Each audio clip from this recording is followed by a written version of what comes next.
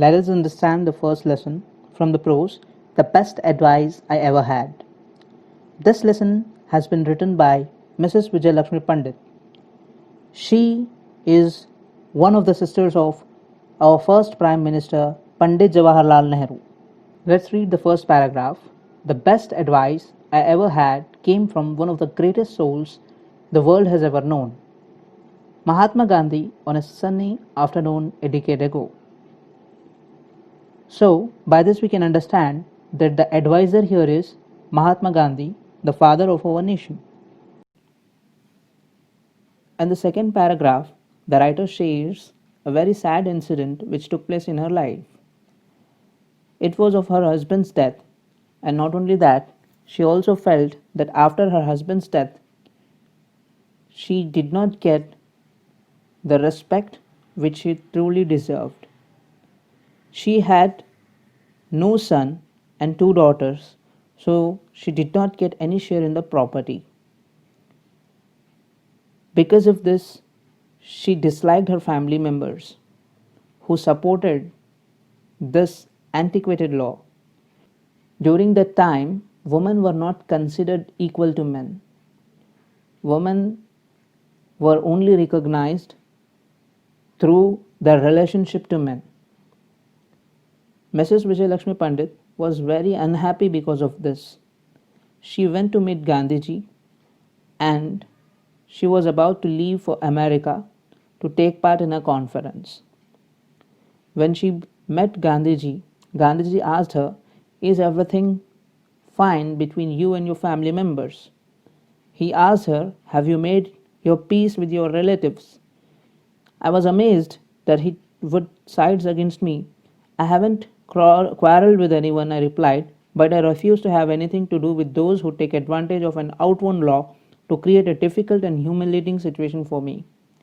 When Gandhiji asked whether she sorted things out between her relatives and her, she said that she did not quarrel, did not argue with any of them, but she refused to talk to them who made her suffer by supporting the antiquated law which degraded women.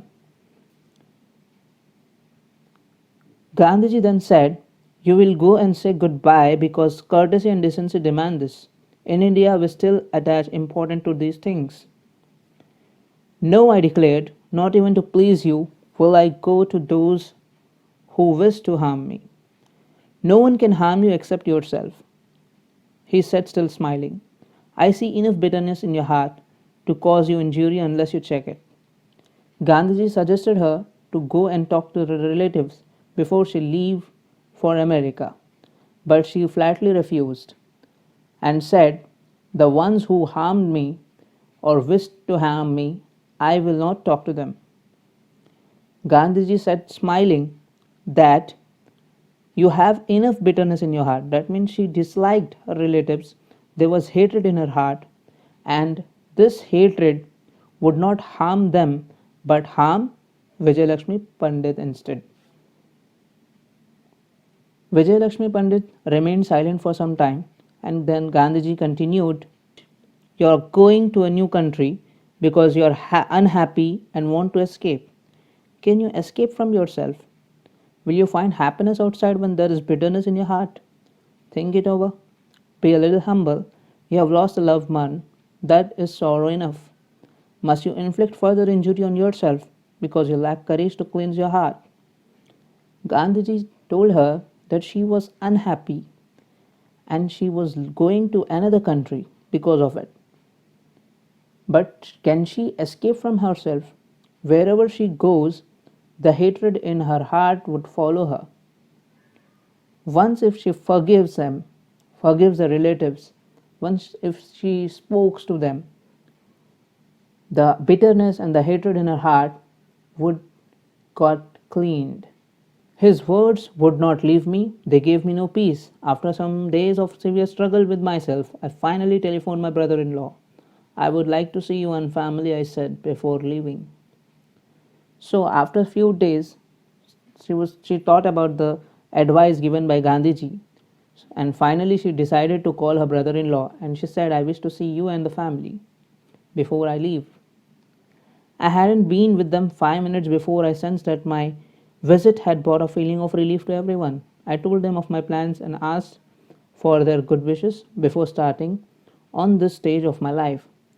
The effect on me was miraculous. I felt as if a great burden had been lifted and I was free to be myself.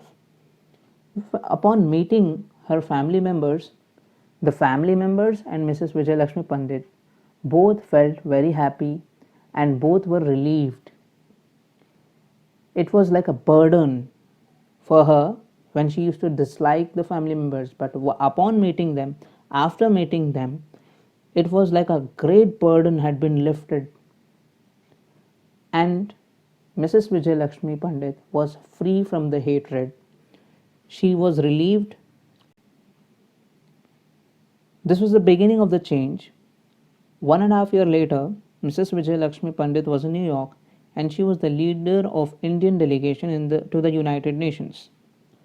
At that time, the Indians who lived in South Africa or were of Indian origin were treated very badly. So when the debate started between the Indian delegation and the South Africans, harsh things were said from both the sides. The opponents who belonged to South Africa made some personal attacks to India's prestige, and Mrs. Vijayalakshmi Pandit gave the best replies in the same way. After this debate, she suddenly thought of Gandhiji's advice, and when it was the last day before leaving the committee, she went up and spoke to the leader of the opposition delegation, and she said, I have come to ask you to forgive me if I have hurt you by any word or action in this debate. He shook my hand warmly and said, I have no complaint. So after the arguments, after the debate, she went to the leader of the opposition delegation which was of South Africa and said, please forgive me if any word of mine hurt you or any action during this debate. Opposition leader, he shook her hand and said he had no complaint. Another incident has been shared by Vijayalakshmi Pandit.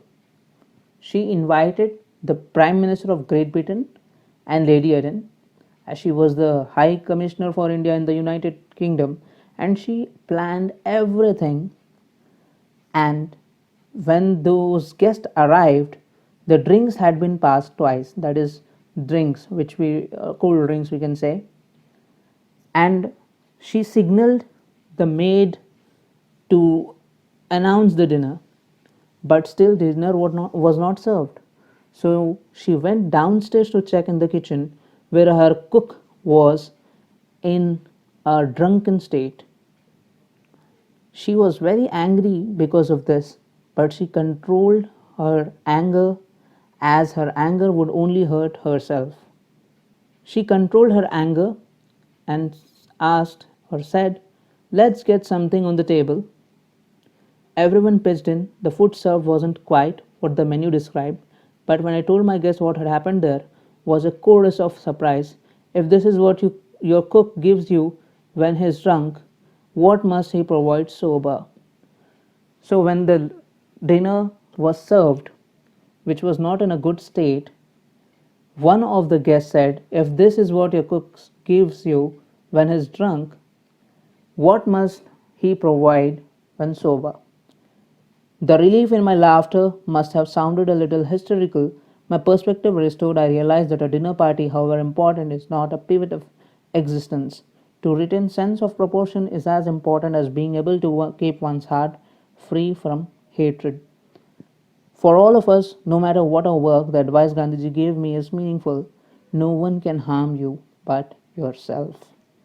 So the conclusion here is, when we get anger, when we get angry upon the things which did not happen according to our way, we must not lose our temper. We must not hurt anybody's feelings, because by doing so, we hurt ourselves. We must learn to forgive and forget. And let's end the explanation with the statement of Gandhiji: no one can harm you but yourself.